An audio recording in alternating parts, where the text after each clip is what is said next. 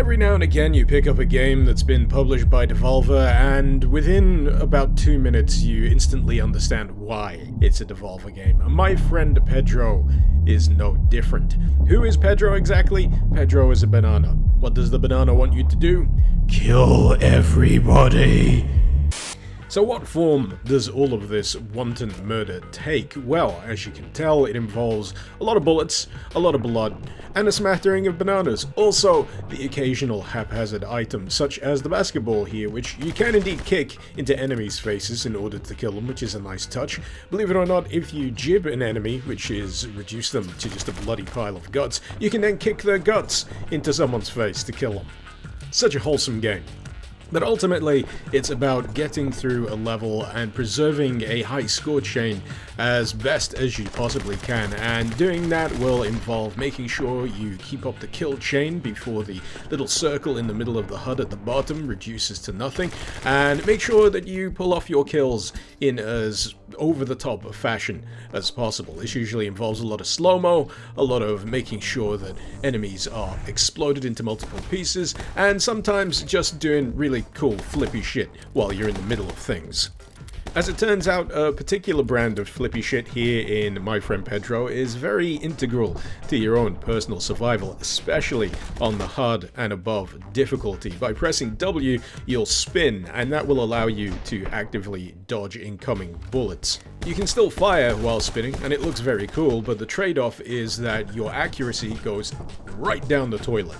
But for me, during the earlier stages, I found it exceedingly tricky to figure out when exactly I should be dodging versus taking care of everything else. There's just so much mayhem going on, your eyes are darting all over the place, your fingers are reaching for the slow-mo, and you're just pretty much learning from trial and error.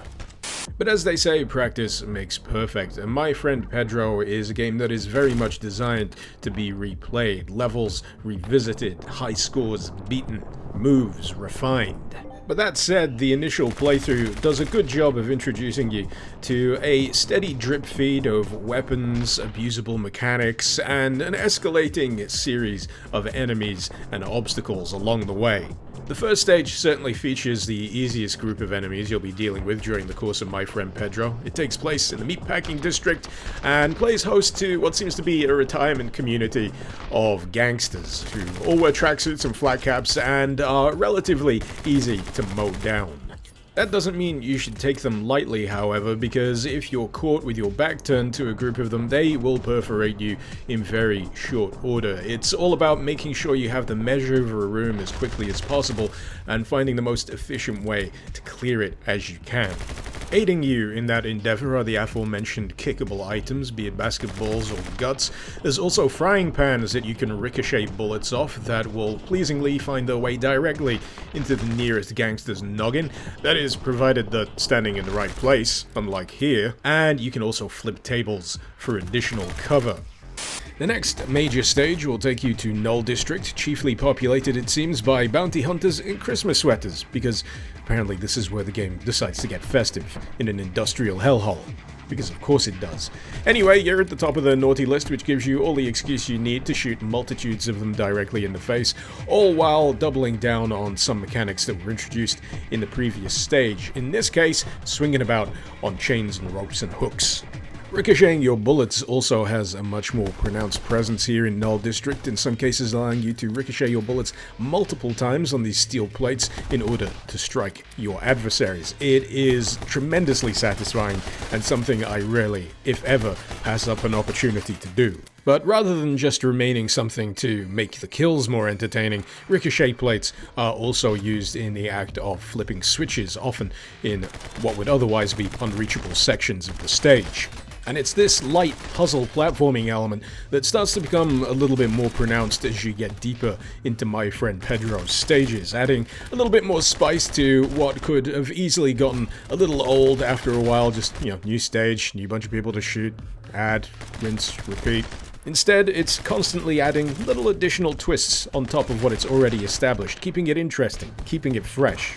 Null District is also where you'll get your first skateboarding section, which is a little weird to get used to, because you've got to make sure you actually jump before you fall off a ledge if you want to actually stay on top of the skateboard itself. If you just let it roll off the edge, it'll flop and land most times upside down, ruining the momentum that you had and forcing you to awkwardly spam the spacebar until you flip it right side up.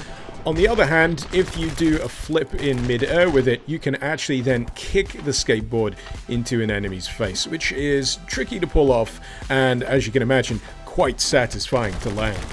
This district also hands you the shotgun as a weapon on top of the Uzis and pistols that you already have, and it is quite satisfying, especially when you land a hit up close and personal, because it just thoroughly breaks them into itty-bitty pieces. Equally as satisfying is nailing those wall jumps and hops and just landing that shot right in the middle of an arc, and oh, it's nice. It's very nice. Null District also has what is quite possibly my favorite end stage segment. I've just got an affinity for sections that have you doing extremely cool shit while plummeting from the sky. I've seen it in a few games before. There was a section in Saints Row where you're plummeting through the sky. I think you plummet through a sky in a tank in that game, but we're not talking about that. We're talking about my friend Pedro, and it is exhilarating. It's got that pumping soundtrack, it's got the complete ludicrous nature of what you're doing. It is a rush, and I'm probably making an absolute pig's ear of this section in terms of actually killing things properly, but doesn't matter. Feels good anyway.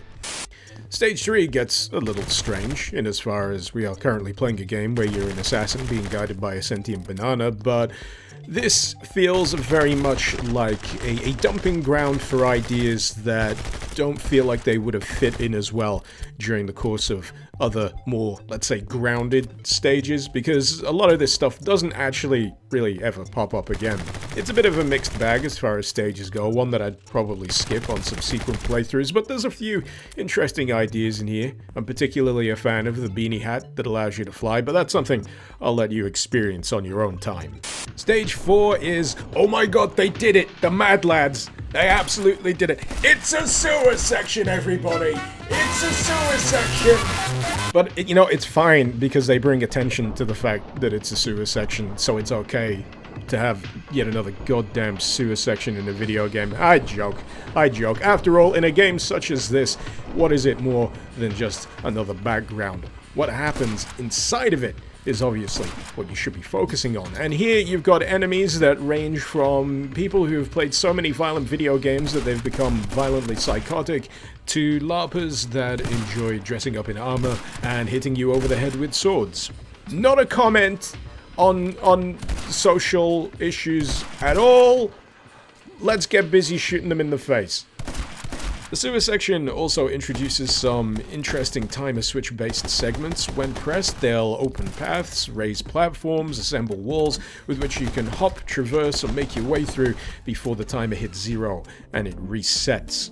It's a good example of the kind of things that my friend Pedro does in order to keep things interesting. Sure, you could have a regular switch. What would make it more interesting? Stick a timer on it. What would make a timer sequence more interesting? How about putting you in the room with a big fat turret? Yeah, sure, why not? And then when it's done, when it feels like the concept is played out, they'll move on from it. If the concept is strong enough, you'll see it pop up later on down the line in another form, another permutation. The final stage is the internet. You will notice that it is comprised entirely of a series of tubes.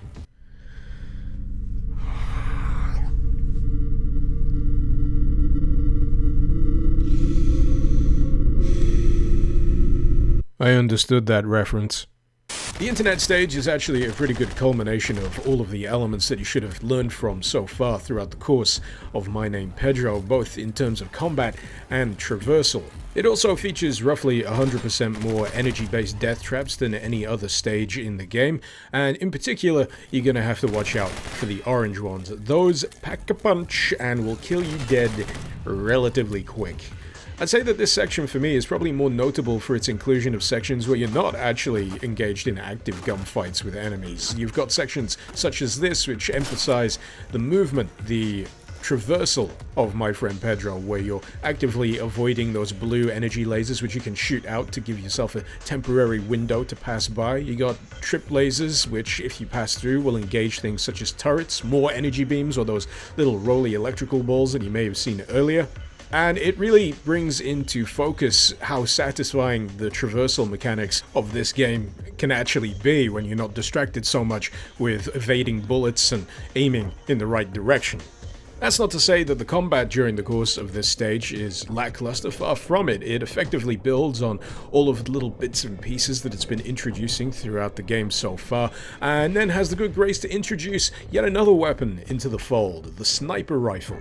As you can imagine, this one drastically increases your firing range, which can be done by holding down the Alt fire button, but that doesn't mean that it's rubbish up close and personal. It actually functions as a semi-auto up close and turns out to be frighteningly effective.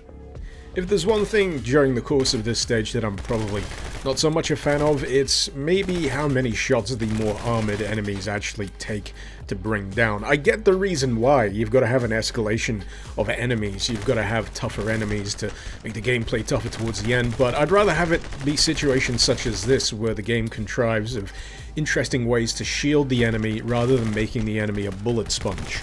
In my opinion, that's where my friend Pedro is at its best, when the situation surrounding the enemies rather than the enemies themselves provide you with something to chew on, something to think about, make you wonder how best to attack this.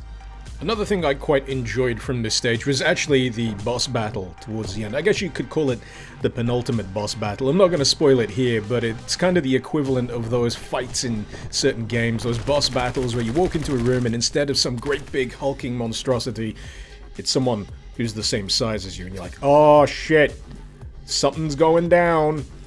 So overall, I think I'd say I quite enjoyed my time with my friend Pedro. It is a patently ludicrous game, but one that I feel you have to spend a little bit of time with in order to get acclimatized to the movement mechanics, the way it wants you to play. Because my initial playthrough was, terrible. I was flipping all over the place, forgetting to dodge, getting shot in the face repeatedly, just missing my cues when it came to where was best to shoot, where's best to wall jump. But as I played through, I found that those reflexes developed and got stronger, and I became more comfortable with playing the game. Occasionally, some of the physics in terms of the enemies that ragdoll when they die actively get in the way. You'll sometimes get a ragdoll that essentially becomes a meat shield for another enemy, preventing you from actively getting the kill, sometimes ruining your combo chain, which I gotta admit is quite frustrating, but if anything, it just gives me more incentive to ace the level on the next attempt, because replayability, as I've already said, is very high with this one. You want to go back, you want to aim for a better rating. You can get all the way up to S rank. How you get that rank in certain levels is an utter mystery to me, and I'm pretty sure the leaderboard is bugged, because the highest leaderboard score is something ridiculous like 9 million, and I'm pretty reasonably sure that that isn't actually possible. If it is, well, I have got a heck of a way to go. But still, I'll probably enjoy the process. But yeah, that was my friend Pedro. Pretty good. Pretty damn good. Hopefully you've enjoyed this video. At the very least, I hope you found it illuminating. If you feel like supporting the channel, you'll be happy to know that I have a Patreon page. There's a list of them going up the screen right now. Wonderful people. I bet they're real good at my friend Pedro. I bet one of them got the 9 million score. But if you'd like to join this esteemed list, I offer tiers that allow you to be featured in the credits at the end of my videos, and tiers which will allow you to gain early access to my videos before anyone else. If you find yourself interested, you'll find the link to my Patreon page in the description below. But until next time, this has been Mr. Icarus. Thank you very much for watching. Icarus out.